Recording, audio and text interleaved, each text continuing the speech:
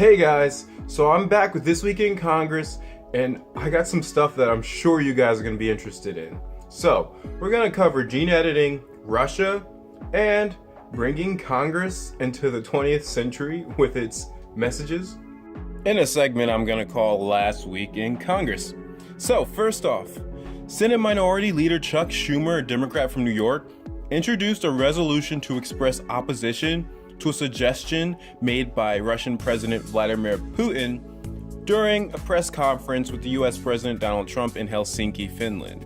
Putin said that he allowed US law enforcement officials to question the 12 Russians indicted for activities linked to election meddling in exchange for letting Russia question certain Americans, which Schumer said Congress should present. Schumer said, "Certainly, if the president agreed to such a request, Congress must do everything in its power to block it. There can only be no room for debate and no room for discussion. We must be clear and clear quickly." The White House press secretary Sarah Sanders said that the Trump administration opposes Putin's idea. She said that it's a proposal that was made in sincerity by President Putin, but President Trump disagrees with it. Hopefully, President Putin will have the 12 identified Russians come to the United States to prove their innocence or guilt. Moving on. So, this is a gene editing tool with promising clinical applications, and it's facing renewed scrutiny after several recent studies found its side effects could be worse than expected. Sometimes heralded as revolutionary, the CRISPR-Cas9, or CRISPR-Cas9, is a subject of massive investment in money and research efforts towards the ultimate goal of editing human genes, which many hope will be on a trial basis in the US this year. But the question really is CRISPR-Cas9 safe enough to expand it to human clinical trials? The consensus of scientists who Axios spoke to last week actually is no, not quite yet. So, Luis Montalú, a research scientist of the Spanish National Research Council, told Axios that the CRISPR reagents are wonderful tools for research, but we still don't have control over them enough for safe, efficient use in patients. Particularly, we know very little about DNA, repairing mechanisms triggering after they are cut by Cas9. So, it could have a wide range of applications for treating diseases and correcting genetic conditions in humans. And there's a lot of money being spent by it. Some of the top 3 CRISPR editing companies actually have seen increases of within the millions every single year. The top 3 are raking in, on average, at least $1 billion. So, yeah, we have some questions about how safe it is and how safe it might not be.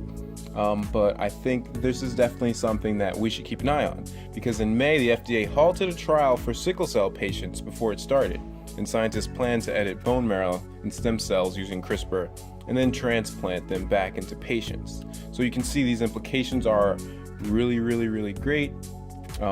Also, there's a recent study showing that CRISPR may inadvertently increase the risk of triggering cancer, which is pretty scary.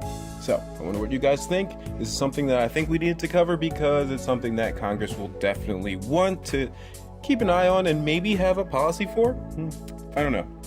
So, let's move on. Quick update. Brett Kavanaugh, the nominee from Donald Trump to the Supreme Court to fill Justice Kennedy's seat, has released his 50-page question answers.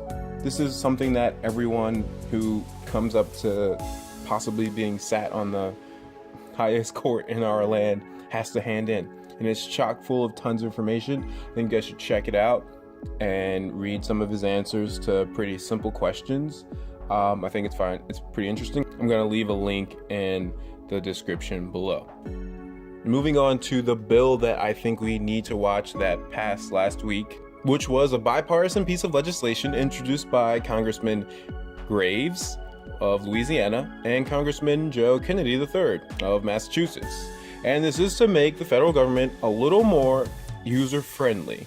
This passed HR 3076. It's called the Creating Advanced Streamlined Electronics Services for for Constituents Act of 2017, or CASES. Now, CASES gives members of the public the option to electronically authorize congressional offices to engage with federal agencies on their behalf by modernizing the outdated provision of the Privacy Act of 1974. Under current law, members of Congress or their staff are required to obtain written authorizations from a constituent before taking action to resolve the individual's case. This is an outdated and inconvenient process that often creates unnecessary delays in issue resolution. So here I'm going to let you guys listen to what Graves had to say about this legislation. I think this is pretty important to pay attention to. These types of things tend to be pretty bipartisan support, but it's kind of a good thing because it's good to see people come together on no-brainer members from the OGR committee. Mr. Speaker, can you imagine for a minute if you had an emergency, a medical emergency at your house, and you had to mail a form to the ambulance service to have them come address the heart attack victim or other type of medical emergency that's occurring at your house? How irrational is that? Obviously, it doesn't make sense to do something like that, to mail for something that may be an emergency. Mr. Speaker, can you imagine, even in today's time with the strict demands we have for customer service, if we actually had to truly mail order forms to different online companies to have them deliver something, to retail outlets, to have them deliver something, a product to our house? There would be no tolerance for that. In fact, Mr. Speaker, the government right now, the government today, our own United States government, which is here to serve our own Americans, only has a customer service rating of about 70%. In fact, it's less than 70%. Well, that might have been a high water mark in my grades in school, maybe. Mr. Speaker, that is absolutely unacceptable. Absolutely an unacceptable level. This is our government. These are our taxpayers. Why is it that private industry has been able to use technology to provide better customer service, to provide faster services? It's because they care about their customers, they care about their business, and there's an incentive for them to do so. They don't have a monopoly like the federal government does for many of the services that it offers, but that does not excuse the federal government from providing better services. So, Mr. Speaker, I had an opportunity to work very closely with Congressman Joe Kennedy to help develop this legislation, and this is a solution to help bring the United States government into the 21st century or perhaps the 20th century. It simply does the same thing that private companies have figured out how to do for decades now, where we can access our banks online, we can access our insurance online, we can go online to buy groceries and virtually any other good or service that we need. We can even file our own taxes with the federal government, yet the Privacy Act of 1974, as it's implemented today, requires, in order for us to provide services to our constituents, which may be an emergency situation, they have to print out a form and mail it in that then we then have to take and mail it to an agency. That is ridiculous in 2018, and it's unacceptable. So this legislation, bipartisan legislation, addresses that. It allows for people to access their own government, access government services to address important things like perhaps accessing their VA benefits, like perhaps fixing a wrong the IRS has caused, like perhaps dislodging a permit or some other type of service the government's supposed to provide and has been sitting on, in some cases, as we've dealt with for years. So currently, constituents in need of assistance to resolve issues with the VA, Social Security, Medicare, Medicaid, or other federal agencies must physically print, sign, and fax or mail hand-deliver privacy release forms to their congressional office. CASES integrates modern technology into the necessary process to allow people to grant congressional offices electronic authorization while retaining the option of paper submissions. It would direct the Trump administration to develop a streamlined and consistent process across all agencies while ensuring the necessary privacy protections stay intact.